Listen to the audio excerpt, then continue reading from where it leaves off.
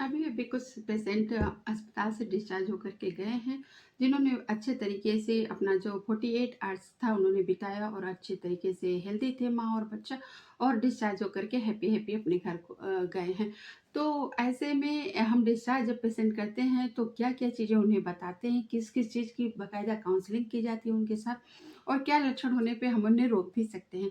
तो इसके बारे में भी आप सभी लोग बिल्कुल जानना चाहेंगे। और हम सभी भी चाहते हैं कि आप सभी बिल्कुल जो माँ बनने हमारे अस्पताल में आई हैं, जिनके बच्चों का जन्म हमारे अस्पताल में हुआ है, वो आप सभी माँ और बच्चा बिल्कुल हैप्पी-हैप्पी अपने घर जाएँ। लेकिन डिस्चार्ज होते वक़्त किन-किन बातों का आपको सलाह लेनी चाहिए या आपको क्या बताया जाता है और क्या-क्या खतरे के लक्षण होते हैं, आप सभी भी ज़रूर जानना चाहेंगी। तो बिल्कुल मेरे मेरे इस वीडियो को देखिएगा। इसी के साथ मैं आप सभी का बहुत-बहुत स्वागत करती हूँ नर्सिंग सखी चैनल पर, जहाँ होती है मेडिकल की बात नर्सिंग सखी के साथ। तो आज का वीडियो शुरू करते हैं। तो आज की वीडियो में हम बताएँगे कि जब आप अस्पताल में भर्ती होती हैं, आपका प्रसव हो जाता है और अब बाकायदा जच्चा बच्चा जो है वो बिल्कुल स्वस्थ है। अब उनके छुट्टी करने का समय हो गया है। तो जी हाँ, सरकारी अस्पतालों में नॉर्मल प्रसव के बाद 48 आवर्स यानी कि 48 घंटे के समय के बाद आपको डिस्चार्ज किया जाता है और जब भी आपका बड़ा ऑपरेशन होता है तो 7 दिनों के बाद आपको डिस्चार्ज किया जाता है। पर ये डेडलाइन ऐसी नहीं कि आपको डिस्चार्ज किसी भी हालत में हम कर देंगे। जी नहीं, उससे पहले भी ये देखा जाता है कि क्या माँ और बच्चा स्वस्थ हैं, उनमें किसी प्रकार की कोई दिक्कत नहीं है, कोई खतरे के लक्षण तो नहीं है, तभी हम आपको अस्पताल से डिस्चार्ज करेंगे। अन्यथा हमें कोई भी चीज़ दिक्कत में लगेगी, तो हम आपको रोकेंगे, पहले उसका इलाज करेंगे या ऐसी भी कोई समस्या है कि जो अब अस्पताल देखिए कई कैटेगरी के होते हैं, तो उन कैटेगरी का मतलब होता है कि उनके पास उस तरीके की सुविधाएँ उपलब्ध हैं। जो हायर सेंटर है, उन पे ज़्यादा है, जो उनसे भी हायर है, उनमें बहुत ज़्यादा है सुविधाएँ आपके लिए। तो अगर कोई दिक्कत है, आप छोटे अस्पताल में हैं, तो आपको बिल्कुल रोक सकती हैं और वहाँ से वो आपको बड़े अस्पताल के लिए रिफ़र कर सकती हैं, डिस्चार्ज से पहले। लेकिन अगर हेल्दी है बेबी और माँ, तो हम डिस्चार्ज करते हैं। डिस्चार्ज करते वक़्त भी आपकी क्या-क्या ऑब्ज़र्वेशन की जाती है, चलिए इस पे बात करते हैं। सबसे पहले तो देखा जाता है कि माँ जो है 48 घंटे पूरे हो गए हैं, उसमें बिल्कुल आप सही हैं, घर जाने के लिए रेडी हैं। तो हम आपसे क्या पूछते हैं, ये पूछते हैं कि आप आपका जो वाइटल साइन में है, सबसे पहले टेम्परेचर देखते हैं, क्योंकि टेम्परेचर हमारे बॉडी का सूचक होता है कि हमें कहीं कोई इन्फेक्शन तो नहीं लगा है। तो जी हाँ, बिल्कुल देखते हैं आपका नॉर्मल टेम्परेचर तो है, मतलब आपका किसी भी दशा में 38 डिग्री सेंटीग्रेड से टेम्परेचर हमेशा नीचे होना चाहिए, उससे ऊपर है मतलब कि आपको कोई ना कोई इन्फेक्शन होगा, तो हम वहाँ आपको रोक सकते हैं इलाज के लिए। और इसके साथ-साथ क्या चीज़ें देखी जाती है कि आपका टेम्परेचर बढ़ा है, क्या उसके साथ आपको ठंडी तो नहीं लग रही है, जिसे मेडिकल की भाषा में राइगर कहते हैं। ठंडी नहीं लग रही है, कपकपाहट तो नहीं हो रही है, आपका जो रक्तस्राव है वहाँ से कोई दुर्गंध तो नहीं आ रही। देखिए रक्तस्राव होता है, मतलब उसमें कई कैटेगरी है, उसमें हम लोकिया जिसे मेडिकल की भाषा में कहते हैं उसके बारे में भी आप सबको बताएँगे वीडियो के माध्यम से। तो आपके जो लोकिया इस वक़्त आ रहे हैं नीचे से जो आपकी ब्लीडिंग है, उसमें किसी प्रकार की दुर्गंध नहीं होनी चाहिए। इसको हम जाँच करते हैं और इसके साथ ही साथ आपके पिछले पेट के निचले हिस्से में निचले हिस्से में जहाँ पे आपकी बच्चेदानी है उस हिस्से में आपको हल्का-फुल्का दर्द तो ठीक है भई थोड़ा बहुत हो रहा है, लेकिन बहुत तेज़ दर्द आपको नहीं होना चाहिए। तो हमेशा सबसे पहले 3 बातें पूछते हैं मरीज़ से, क्या आपको कोई ठंडी तो नहीं लग रही है? टेम्परेचर देखते हैं कि क्या आपको बुखार तो ज़्यादा नहीं है और आपके रक्तस्राव में कोई दुर्गंध तो नहीं है? तो इस तरीके से इस सवाल पूछते हैं माँ से, जो सूचक होता है कि हाँ, अब आपको कोई इन्फेक्शन नहीं है। इसके साथ-साथ बच्चे में भी देखा जाता है तमाम चीज़ें। बच्चे में सबसे पहले देखते हैं कि जो रिस्पायरेटरी सिस्टम है उ उसका जो है 60 से अधिक नहीं होना चाहिए और 30 से कम नहीं होना चाहिए। बच्चे का जो श्वसन दर है, वो बहुत कम भी नहीं होना चाहिए, बहुत अधिक भी नहीं होना चाहिए, जिसके लिए क्राइटेरिया बना है कि 30 से नीचे नहीं और 60 से अधिक नहीं 1 मिनट में। इसके साथ-साथ बच्चे का हम लोग छाती देखते हैं बहुत ज़्यादा नीचे तो नहीं धँस रही है। सामान्य बच्चा साँस ले रहा है, छाती का धँसाव भी बिल्कुल समाप्त है। इसके साथ ही साथ उसको किसी प्रकार का फिट्स तो नहीं आ रहा है। छोटे-छोटे बच्चे होते हैं जब मेकोनियम वगैरह पी लेते हैं तो उनको हल्के-फुल्के फिट्स आते रहते हैं, यानी दौरे आते रहते हैं, ऐंठते रहते हैं हाथ-पैर। तो ये सब चीज़ें तो नहीं है। इसके साथ ही साथ बच्चा आपका बहुत ड्राउज़ीनेस यानी बीमार तो थका-थका नहीं प्रतीत हो रहा है, अच्छे से स्तनपान कर रहा है, ब्रेस्ट फीडिंग कर रहा है, अच्छे से क्राई कर रहा है और बच्चे को छू करके भी पता कर सकते हैं आप लोग और हम लोग अस्पताल में तो टेम्परेचर ले लेते हैं। बच्चे का भी बहुत ज़्यादा छूने से जैसे आप उसके एब्डामन पे टच कर सकते हैं मतलब पेट के पे अपना हाथ रख कर के आप महसूस कर सकते हैं, अधिक ठंडा तो नहीं है। तलवे पे अपना हाथ रख के आप महसूस कर सकते हैं। इसी के साथ-साथ आप इस तरह आप महसूस कर सकते हैं, हम लोग देख लेते हैं, बच्चे का जो टेम्परेचर है, वो कभी भी 38 डिग्री सेंटीग्रेड से अधिक नहीं होना चाहिए और इसी के साथ-साथ 36 डिग्री सेंटीग्रेड से कभी नीचे नहीं होना चाहिए।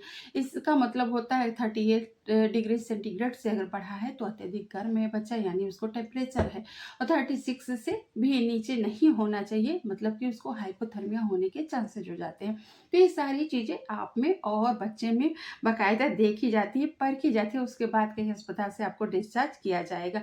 और इसके साथ-साथ आपका जो अम्बिलिकल कॉर्ड बच्चे का बँधा हुआ है, उसको देखा जाता है कि बिल्कुल सही है, ड्राई हो रहा है क्योंकि जैसे ही अम्बिलिकल कॉर्ड काट के और अम्बिलिकल कॉर्ड काटी जाती है और वहाँ पे आजकल नीले कलर का एक प्लास्टिक का कार्ड आता है, जिसे अम्बिलिकल कॉर्ड कहते हैं, वो लगाया जाता है। उसके बाद जो कार्ड है, वो सूखने लगती है, ड्राई होने लगती है। तो वो देखा जाता है उसमें कहीं लालेपन तो नहीं है, कोई मवाद बनने की जैसी स्थिति तो नहीं है। तो ये सारी चीज़ें जो है उसमें बच्चे में स्टेप बाय स्टेप देखा जाता है। इसके बाद अगर बच्चा बिल्कुल आप हेल्दी आपका बच्चा हेल्दी है तब आपको क्या सलाह भी दी जाती है कि 6 महीने आपको सिर्फ़ और सिर्फ़ आपको अपना दूध पिलाना है। बच्चे को ऊपर से कोई पानी, घुट्टी, शहद आपको बिल्कुल नहीं देना है और इसके साथ ही साथ जो आपको आपसे परिवार अगर आपने इस दौरान फैसला किया है तो फैमिली प्लानिंग के लिए तो ठीक है, अगर नहीं किया है तो फिर एक बार आपको चर्चा की जाती है। आप इस वक़्त जहाँ जहाँ भी आप प्रसव कराएँ, आप उनसे फैमिली प्लानिंग के बारे में पूछ सकती हैं क्योंकि बच्चा हुआ है, अब उसके बाद आपको ज़रूरत पड़ेगी इसकी फैमिली प्लानिंग की, अपनाने की। तो आप वहाँ आराम से पूछ सकती हैं, जब भी आपके पास समय है, आप पहले से एडमिट हैं तो भी चर्चा कर सकती हैं, लेकिन छुट्टी के वक़्त आपसे एक विशेष चर्चा होती है इसके बारे में। इसके बाद आप अगर नसबंदी कराना चाहती हैं तो उसके बारे में भी बताया जाता है कि आप कब करा सकती हैं और आपके खतरे के संकेत आपको क्या-क्या देखने हैं और इस सब के बारे में चर्चा अभी हम बताएँगे किस तरीके से होती है, लेकिन उससे पहले आप जब घर जाती हैं तो भी परिवहन की व्यवस्था करना अस्पताल की ज़िम्मेदारी है और एम्बुलेंस 102 को बाकायदा आपके लिए आप जो आपके साथ आई रहती हैं आशा जी वो कॉल खुद करती हैं और फिर बात करके इस तरीके से परिवहन की जो ट्रांसपोर्ट की व्यवस्था है वो अरेंज की जाती है।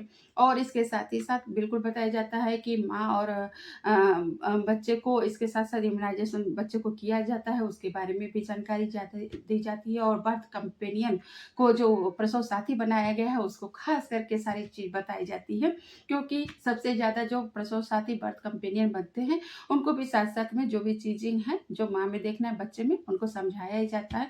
मैंने बर्थ कंपेनियन की वीडियो बनाई है, आप उसको ज़रूर देख लीजिएगा। आप इस सब के लिए बनाई है, तो आप ज़रूर देखिए उसको और इसके साथ ही साथ अब माँ को क्या-क्या कुछ बातें समझाई जाती हैं, उसको देख लेते हैं। बहुत तेज़ ब्लीडिंग नहीं होनी चाहिए, ब्लीडिंग तो होती है पर बहुत तेज़ नहीं ब्लीडिंग होती है। तो इसलिए ऐसी कभी भी ब्लीडिंग बीच में हो जैसे कि आपने लिया पैड वो 5 मिनट में भीग गया, आपके कपड़े भीग गए, आपने अगर बेडशीट पे आप बैठी हैं, लेटी हैं, तो वहाँ की बेडशीट भीग रही है, तो ये क्या है सब खतरे के सूचक हैं, तो इसमें आपको तुरंत अस्पताल आना है। इसके साथ ही साथ मैंने जैसे कहा कि जिधर एरिया में नीचे आपके बच्चेदानी है, उधर के एरिया में बहुत तेज़ दर्द आपको नहीं होना चाहिए, हल्का-फुल्का दर्द होगा, लेकिन बहुत तेज़ जो आपको बर्दाश्त ना कर पाएँ, ऐसा दर्द प्रसव के बाद नहीं होता है। और इसके साथ ही साथ आपको सीवियर हेडेक हो, मतलब सर में दर्द हो, या आपको देखने में धुंधला दिख रहा हो, ऐसी कोई समस्या आती है तो ये खतरे की सूचक है सारे जो मैं बता रही हूँ। इसमें आपको फौरन अस्पताल आ जाना है, क्योंकि कहीं ना कहीं एक्लेम्पसिया के चांसेस बनाते हैं, या और भी कोई दिक्कत हो सकती है, तो आपको अस्पताल पे समय पे आना है। तो इस तरीके देखिए, जान बचाने के क्रम में सबसे ज़्यादा ज़रूरी हो जाता है कि आप समय पे अस्पताल पहुंचिए। तो बहुत सारी चीज़ों को समय रहते संभाला जा सकता है। तो मैंने जैसा कहा कि अधिक ब्लीडिंग हो, आपको तेज दर्द हो रहा हो पेट के निचले हिस्से में, और आपको धुंधला दिख रहा हो, तेज सिर दर्द हो रहा हो, इसके साथ ही साथ अगर आपको बुखार भी आ रहा है, प्रसव के बाद बुखार नहीं आना चाहिए। इन्फेक्शन कहीं ना कहीं आपको लग रहा है, कोई ना कोई दिक्कत है, तभी आपको बुखार आएगा, वरना प्रसव के बाद बुखार नहीं आता, क्योंकि प्रसव तो कोई बीमारी नहीं है, ये एक हेल्दी, एक नेचुरल प्रक्रिया है जो है। तो जो माँ बनना है वो बीमारी नहीं, बल्कि एक प्राकृतिक प्रक्रिया है जो हमें मतलब मिला है, प्रकृति के रूप में ये उपहार जो मिला है। तो इसके बाद आप बीमार, बुखार आपको नहीं आएगा। तो इस तरीके से सारी चीज़ों पे आपको ध्यान देना है। पेशाब करने में अगर कोई दिक्कत, कठिनाई हो रही है, फौरन अस्पताल जाइए। और इसके साथ ही साथ आपके जो नीचे से जो भी अभी रक्तस्राव थोड़ा बहुत करके थोड़े थोड़े कम होता जाएगा, उसमें कोई भी बदबू भी इसमें नहीं आनी चाहिए। तो जो मैंने खतरे के बाद बताए हैं वो आप सब ज़रूर ध्यान से सुन लीजिएगा, देख लीजिएगा। और जिनका प्रसव होने वाला है वो बिल्कुल मुझे कमेंट करेंगे, जो कि और जिनका हो चुका है वो भी बताएंगे क्या कभी किसी के साथ ऐसी कोई समस्या आई थी, क्या उनको ये बात पता थी। तो इस सब के बारे में आप सभी मुझे कमेंट किया करें। और बच्चे में आपको क्या क्या देखना है, वही बात है कि जैसे आप उनकी पसली, मतलब सांस जो चलती है, आप उसको देख सकती हैं कि बहुत तेज तो नहीं चल रही है, सांस बहुत ज़्यादा भी नहीं होनी चाहिए, सांस बच्चे की बहुत कम भी नहीं होनी चाहिए, बच्चे को भी बुखार नहीं होना चाहिए। इसके साथ ही साथ अगर बच्चा आपका रोए जा रहा है, रोज रोए जा रहा है, तो उसको नज़र समझ के और टोटका आपको नहीं करना है, अस्पताल जाना है, बच्चे के डॉक्टर के पास दिखाना है उसको। इसके साथ ही साथ अगर आपका बच्चा ठीक से ब्रेस्ट फीडिंग नहीं करता है, तो भी आपको अस्पताल लेकर के आना है, बिल्कुल उसे देखा जाएगा आपको और बताया जाएगा क्या कठिनाई है। और इसके साथ ही साथ अगर वो सामान्य नहीं है, बच्चा की कोई गतिविधि कम है, कोई दिक्कत लग रही है आपको देखने में, तब भी आपको घर पे रह के कोई नुस्खे, कोई टोटका नहीं करना है, क्योंकि वो छोटा बच्चा है, कब दिक्कत बड़ी हो जाए कोई नहीं जानता, आपको फौरन अस्पताल जाना है। इसके साथ ही साथ वो बच्चे के शरीर पे भी ऑब्जर्व करना है कि बच्चे का कहीं शरीर पीला तो नहीं पड़ रहा है, क्योंकि बच्चे जो होते हैं, बहुत सारे बच्चों को नियोनेटल जॉन्डिस हो जाता है। तो ये सारी चीज़ें आपको देखनी है, ऑब्जर्व करनी है। ऐसी कोई भी दिक्कत हो, कोई भी परेशानी हो, कोई घरेलू टोटका नहीं, कोई नज़र उतारना नहीं, और आपको फ़ौरन अस्पताल जाना है, क्योंकि अब युग बदल चुका है, परिवर्तन हो चुका है, आप शिक्षित हो चुकी हैं, तो फिर ऐसे चीज़ों में क्यों पड़ना है। जाइए बिल्कुल अस्पताल, और वहाँ पे जो डॉक्टर साहब लोग बैठे हैं बिल्कुल आपके लिए बैठे हैं। हम सभी नर्सिंग ऑफिसर आपके लिए बैठे हैं, देख रेख के लिए, आपको बताने के लिए, आपकी काउंसलिंग करने के लिए।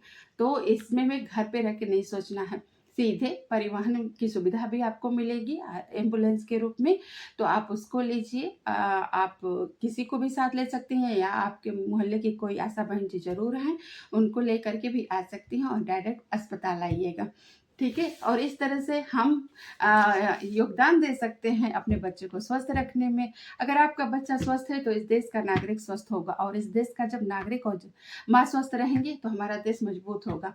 तो इसी आशा के साथ आप स्वस्थ रहें, सतर्क रहें, और मैं आज की वीडियो समाप्त करती हूँ। फिर मिलती हूँ ऐसे किसी जानकारी के साथ अपने अगले वीडियो में। तब तक के लिए